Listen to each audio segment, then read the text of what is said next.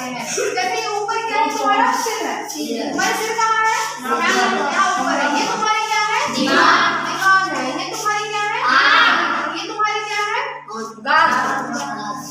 ये तुम्हारी क्या है, हाँ ये जोड़ों के साथ फेफड़े हैं।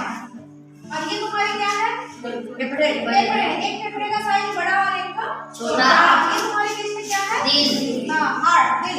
और ये तुम्हारे क्या है, कलेजा, हाँ जिगर।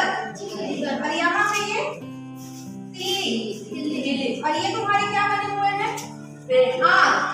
आँख है। ये यहाँ पेट में तुम्हारे क्या बना हुआ है, आँख बना हुआ है। इसी से भोजन जाता है ना, और ये तुम्हारी क्या है, लादी नहीं मुद्रासा बोलते हैं।